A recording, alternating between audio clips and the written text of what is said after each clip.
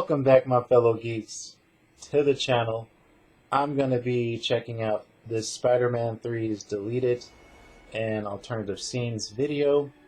For the life of me, I will never understand why these movie studios, interfere in these movie projects, and then they wonder why their film did so poorly at the box office. Now, mainly one of those reasons could be is that, you keep deleting scenes that would have made a scene make more sense.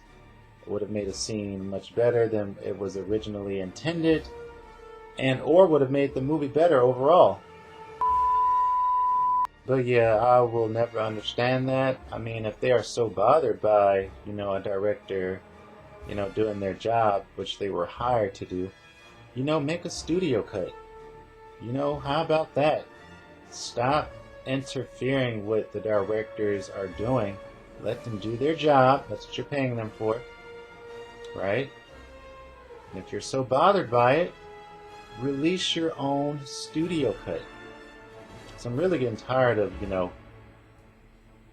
studios doing that, and then these movies, they come out and they're not good.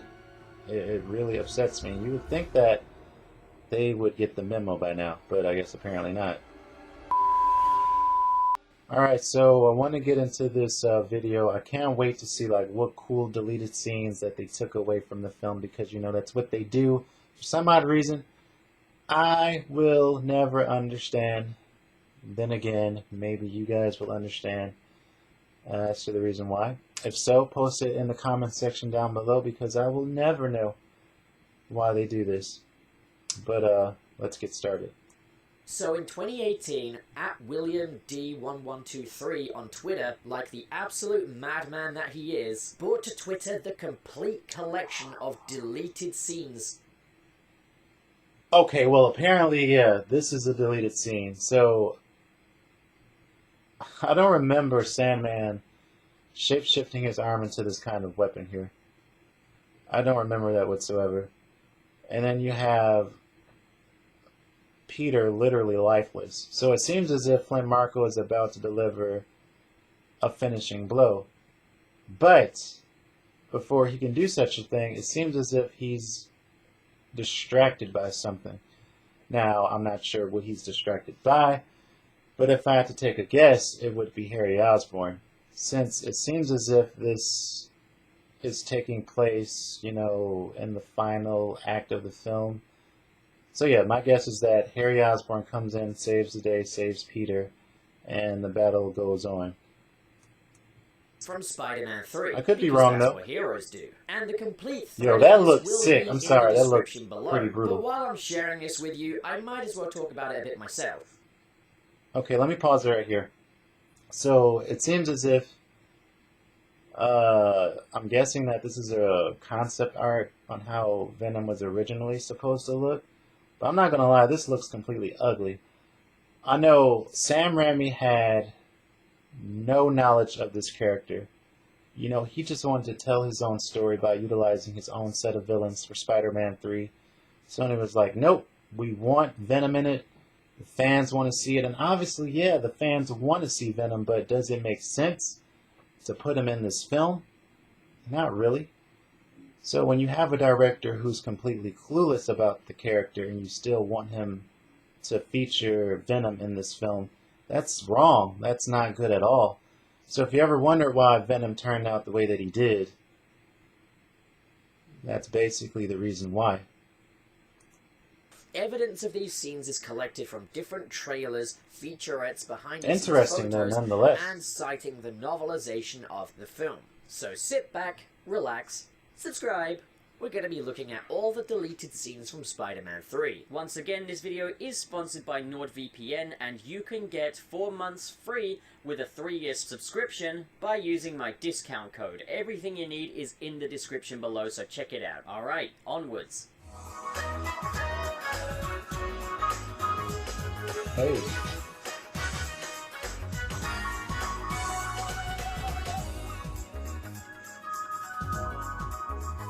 It's like I heard this song before. So one key part of Peter's development from Spider-Man 2 to Spider-Man 3 is that Peter is finally ready to tell Harry the truth about his father. I think towards the end of Spider-Man 2 and the beginning of Spider-Man 3, it was starting to become clear that keeping Norman Osborn being the Green Goblin the secret from Harry Osborn was having a toxic effect on his friendship with him. With Harry now believing that Peter was the one that killed his father, which he's absolutely obsessed about, we saw that Peter finally came clean about this during the first battle with Harry Osborn, at a time when Harry was not prepared to listen. However, in this cut scene from Spider-Man 3, taking place during the opening Wait, is that Oscorp? montage, Peter was attempting to go to Oscorp to speak to Harry about what happened between him and his father. And you mean to tell me, hold up, so you mean to tell me that they were going to have a scene where Peter goes to Oscorp to basically open up to Harry, set the record straight that, what his father had became, which was the Green Goblin, and basically just letting Harry know what happened in particular and how his father accidentally killed himself by trying to kill him, Peter. And you mean to tell me that they cut this scene? Do you know what this would have added to the film? I can tell you a whole hell of a lot. Wow. However, he's denied entry by the receptionist. I think it would have been really good to keep this in because it shows that Peter did at least attempt to set the record straight before Harry attacked him. Exactly, that's what I'm trying to get at. Like, I don't understand why that was cut. On a very happy and optimistic note, but I think this definitely would have benefited. Now, prior to Harry getting the Goblin Serum, the sickness in Harry's head would have been explored a little bit more, explaining that he's slowly going mad. The novelization had Harry wait a talking minute. to himself. This would have been a little cool scene to add. I mean, you got William Dafoe there. So I guess apparently he was supposed to make an appearance in the film as a ghost, as it seems. And I mean, yeah, like you said, this would have been like depicting Harry's insanity. He keeps dwelling on the situation where he thinks Peter killed his father. And that's not the case. And I mean, you can't help but to just feel for Harry and like what he's going through. So I mean, yeah, this too would have been really cool to see. And I mean, William Dafoe in Spider-Man 3, are you kidding me? I don't care. Like, I would rather see him as a ghost. From what I can remember is that he was just, or Harry was just hearing his father's voice. And that was about it. So I don't know. This would have been cool. To see, Harry's insanity. Believing he's talking to his butler, before being tormented further by Norman Osborn. This would have given an explanation as to why he sees Norman Osborn in the mirror. Definitely. Come on, man. Harry is cracking up and breaking at the seams. Plus, I mean, like, who would have been so interesting to see in this movie? It's a real shame this was cut. He took me Exactly. away from you. Now, this next one's a bit of a big one because there's a whole character that was cut out of this movie. Dr. Phil Wallace is a molecular biologist who is working on a cure for Flint Marco's daughter. After becoming the Sandman, we would see Flint Marco confront Dr. Wallace. Now, we don't know for sure what's going on in this dialogue exchange, but it results in Sandman physically threatening him. And Dr. Wallace looks pretty interesting. panicked. I believe that what could be happening here is that maybe Dr. Wallace is saying, oh, they cut the funding, I can't do it. And Sandman is just like, well, you better do it. Your life depends on it. I think one big complaint with Spider-Man 3 was that there were too many characters, and that adding in Dr. Wallace, a lot of characters, a lot of subplots, would have just continued to stuff this already overstuffed movie. But we'll talk a bit more about Dr. Wallace later on. Here we have this image with Sam Raimi and the spider handler in Peter's room. So there was set to be some kind of scene involving a spider crawling around Peter Parker's bedroom. I don't think there's any idea as to what the context of this is. I do have a theory though. This This whole film was kind of like a dark flip side to Spider-Man's origin story. He gets the black suit, he gains newfound power, he goes to take down Uncle Ben's killer. Maybe when he had the black suit, he would have seen this spider crawling around and stomped on it. To kind of suggest how far gone he is, it's the spider and he's stomping on it. It's like he's stomping on his own philosophy. Great power, great responsibility. Well, yeah, like a scene like this, I mean, you don't need it. So, for example, this is a perfect example of a scene that should have been deleted. This isn't necessary. Now, we're going after that killer and we're going to murder him. That sounds cool. Coming back to the novelization of Spider-Man 3, after Peter goes off to rescue Gwen Stacy from the malfunctioning crane, as MJ leaves, she would go down and speak to Ursula and tell her all about Oh her yeah, acting about the career. crane scene with Gwen Stacy, like, the scene was really cool, but it always bothers me knowing that Spider-Man 3 never stopped the crane. He didn't web it up, like, it was just like, he saved Gwen Stacy and that was that. The crane was no longer to be seen or heard from again. That still bothers me until this day, but it's like, it's whatever. Ursula be the one that's listening to her, which is in some ways like a repeat of Chocolate Cake, but for MJ. Ursula seems to be kind of the character that helps the main characters out in kind of their lowest moments. MJ's just been fired from her show, and Peter isn't really listening to her about it, but Ursula Dickovich does. I can understand why this isn't in the movie, though, because it would kind of stop the tension dead. Like, you don't want to just see Spider-Man swing off and then cut to some stuff of MJ talking. So it probably hurt the pacing a little bit. And that's the reality of the situation here, is sometimes really nice ideas can hurt pacing of a film in a bad way. So during the Key to the City parade, Peter would reveal his secret identity to a child. As a little kid in a Spider-Man costume would run up to Peter with silly string web shooters, but the web shooters would run out. Oh great, an ad.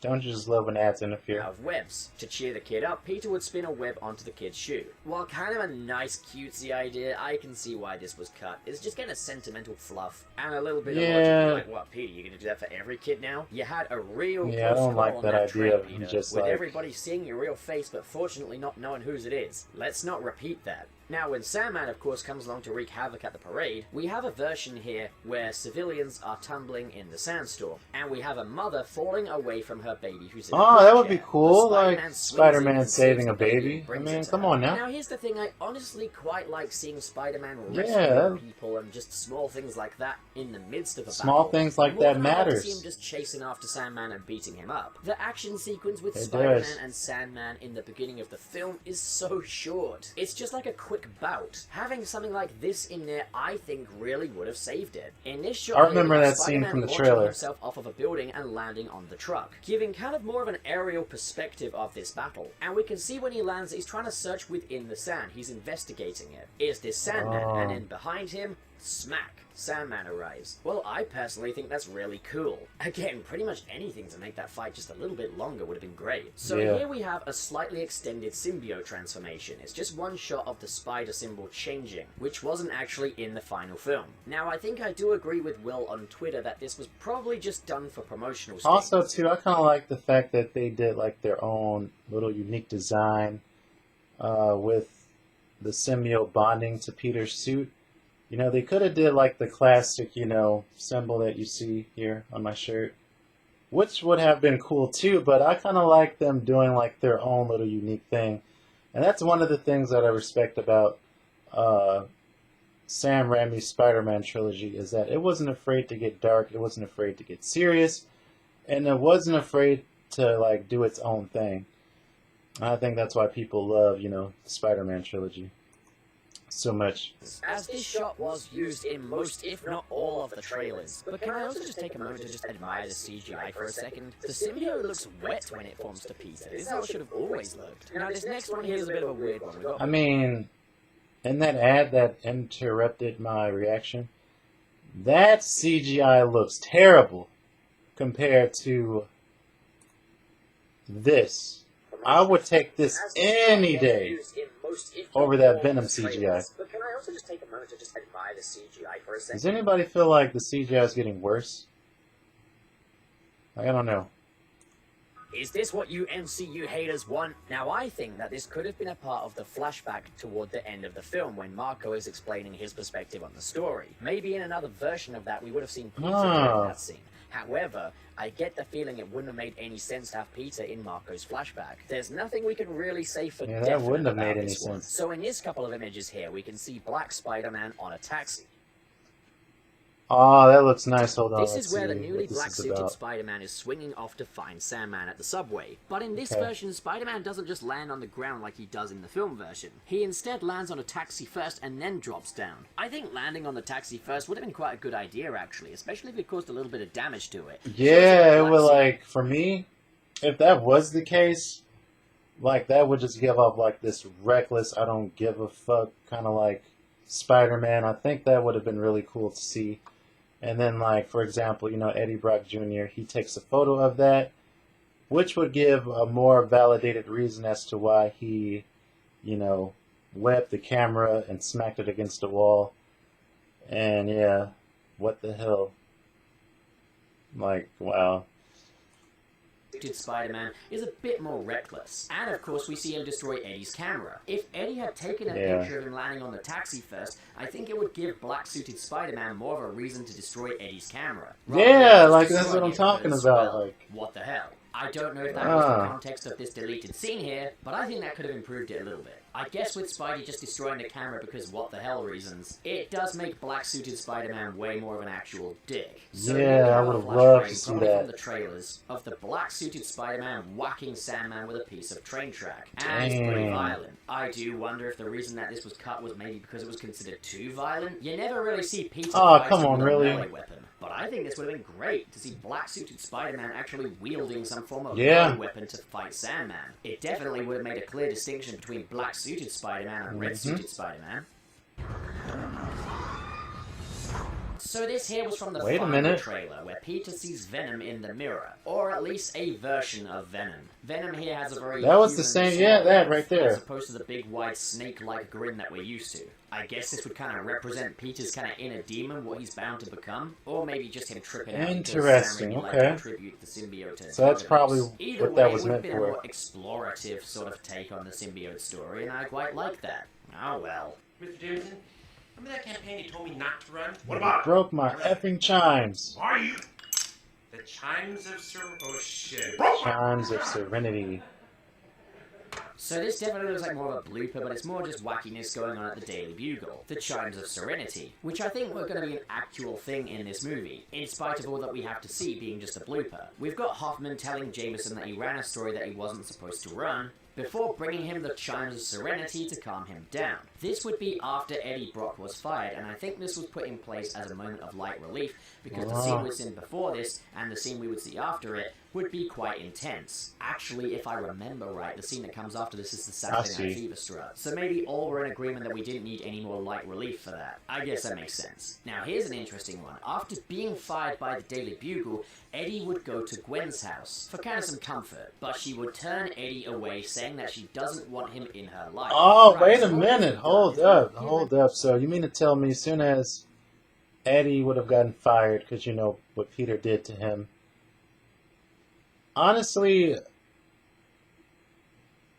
this should have been in the film, because I feel as if it would have created empathy and sympathy towards Eddie.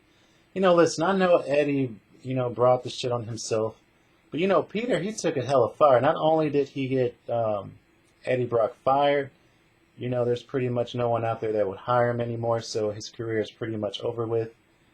He took his girl away from him. I mean, how cool is that is for an audience to be split? So you'll have people rooting for, you know, Spidey, you know, Peter Parker. You'll have people rooting for Eddie Brock, Venom. That is amazing, because you would have so much sympathy and empathy for Eddie Brock because of what Peter did to him. Come on, like, I know what I'm talking about. You cannot be coming on my channel, you know, telling me I don't know what I'm talking about. I know what I'm talking about.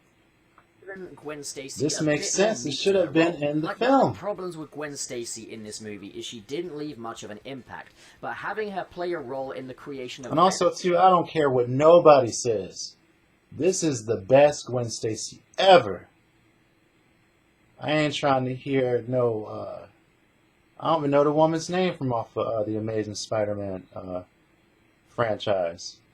I think it's Emma something. I can't remember, but No, this Gwen Stacy is superior. I don't care what nobody says. Venom would have worked. I think the whole thing with Eddie Just didn't Brock have a in lot this of movie screen is time. he is That's zero responsibility, yet he gets the power of Spider-Man. And I think that's what works the most about him. Giving him this would have given him some form of credible empathy, as Will says. But I don't think Sam Raimi or anyone This involved is what I'm wanted talking us about. to feel empathy for Eddie Brock at all. Now, there's a way they could have made this work is if Eddie was being very Wait, forward with her when he goes to the house and very smoochy. Then I think you'd get the best of both worlds with Gwen. They didn't want... Okay, that doesn't make sense. So I guess apparently they didn't want people to, like, side with Eddie. They didn't want him... Or they didn't want the audience to feel any empathy or any, you know, sadness for the character and what happened to him. That's kind of whack. Gwen Stacy and Eddie Brock's characters. As well as that, we'd get some additional shots of Eddie Brock walking to the church. And inside the church, Eddie Brock would get an extended monologue, where he moans to God about how unfairly he's been treated. Yo, I remember this scene, like, when I went to go see it, or the movie Spider-Man 3, and when this scene came up, and how he went to God, and he asked him, you know, I want you to kill Peter Parker. You know, it was really, it was freaky, you know, because it was like God granted him the gift of the symbiote to fulfill what he had asked God to do in the first place. That scene has always got to me in a good way. I mean, I am religious. I know God wouldn't do anything like that, but it's just crazy. Like, takes no responsibility for any of it. I just always and he thought that hates this scene and he was suffers interesting. because other people are so bad. Eddie's a total sociopath in this. I mean, it's one thing to tell God to kill Peter Parker, but another thing to just completely deny This and man just went to completely God. oblivious to all of your mistakes. But people like this exist in this world, which is why Eddie Brock is such a fascinating character in Spider-Man 3. And I would have loved to have seen this character breathe a bit more. Sam Raimi had an amazing idea with his version of Venom, but it didn't quite gel together in the end. So we have an additional shot of Peter ripping the black suit off of his thigh, and I think I know why this was deleted. This looks like something out of a black latex fetish porn movie. We know that they took a lot of care to avoid the black suit looking too interesting. sexual. Okay. So, I guess they were actually they were about to go for that look, that classic comic book black suited symbiote look here. Interesting. Rejecting the comic book black suit because it looked too fetishy. There you go, game apologist. That's why they didn't bring your favorite Spider-Man suit to life in these movies. And I think that's valid. Night Monkey is the best black suit anyway. In the novelization, Eddie Brock used the symbiote's memories to find Peter's apartment, and broke in and entered while Peter was in the shower. I'm going to have to check out this novelization thing, because this is interesting. Finding a picture of Mary Jane, as well as the red and blue Spider-Man costume. Now, Eddie, you got spider powers, and you see the red and blue Spider-Man costume, and you don't think, oh yeah, I could totally frame him. I could totally wear that and frame him. Yeah, you know what? That could be the case. He could have actually went out of his way to take time out to frame Spidey.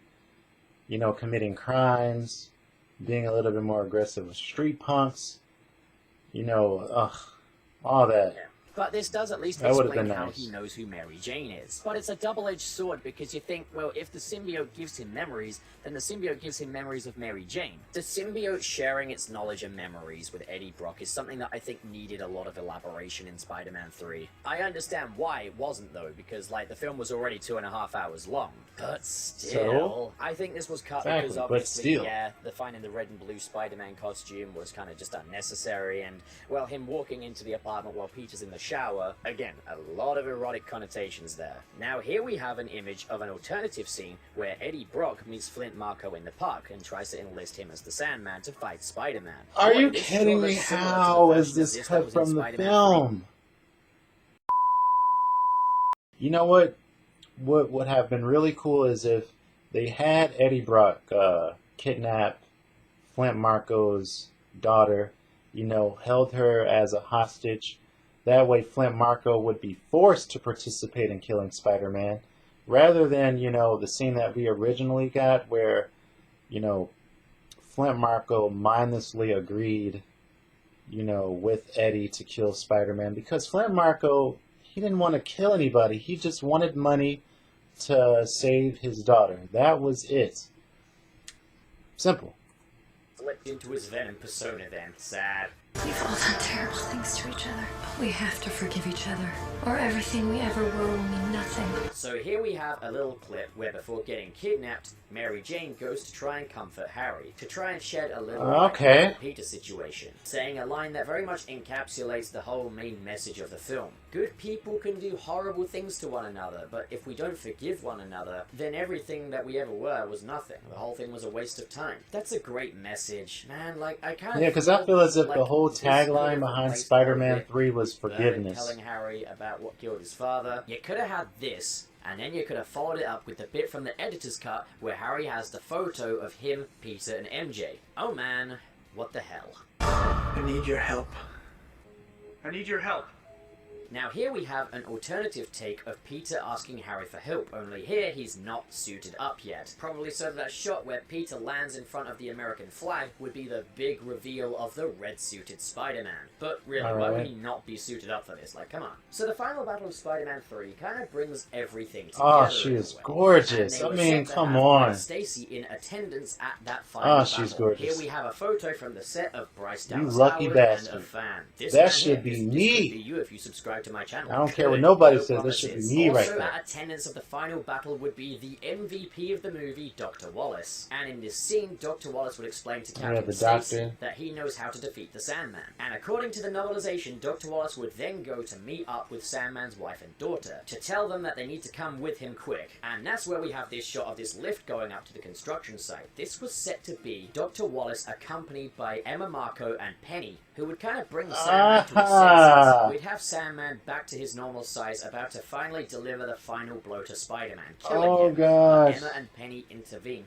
with Penny telling Sandman that it's not worth fighting anymore. This would have been really powerful stuff that would have brought Sandman's story full circle. I hate Asa, I really do. We also have an alternative redemption for Sandman, where it's just kind of in a different location and time in the film, where Sandman tells Spider-Man what happened with Uncle Ben, and Spider-Man forgives him. Now here we have a prop of Venom. Oh my god, what is that? It's very Raimi looking. It's very much got the fangs and those Venom eyes. Now what would have happened here is it was an alternate death for Venom.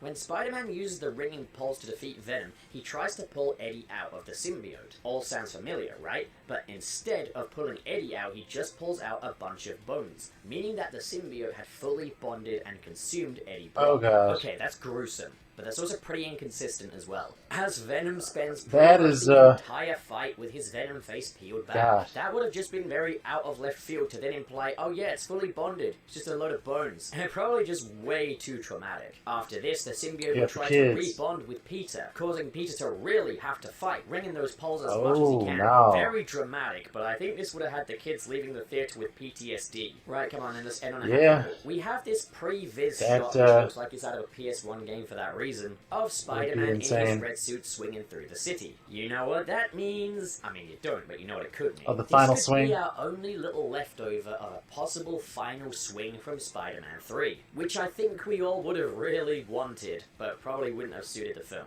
Yeah, okay. Yeah, because, like everything that happened, at the end, Harry dying. That scene really, it still gets to me till this day. It's a really sad scene that makes me emotional.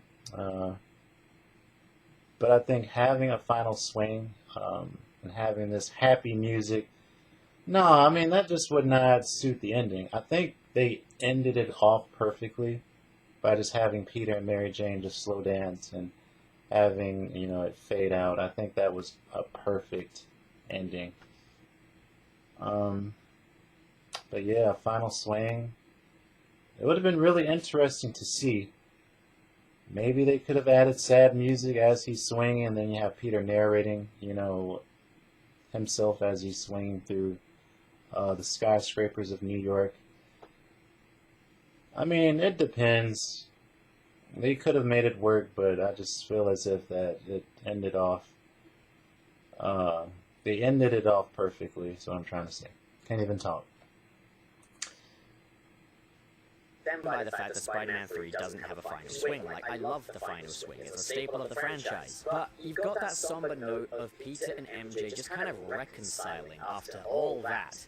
Do you really want to end it with this triumphant swing off into the city as that uplifting hero theme plays? I mean, okay, yeah, I kind of do. Sheesh. It's evident that there really was no easy way to make all this work. But it's quite clear that they were really firing off on all cylinders on this one. I really would love to see this other version of the film, but it's probably not even remotely edited together. That's the thing. A lot of this stuff ends up on the cutting room floor before a final cut is made. So before you go yelling, release the Raimi cut, I think the editor's cut is the Imagine.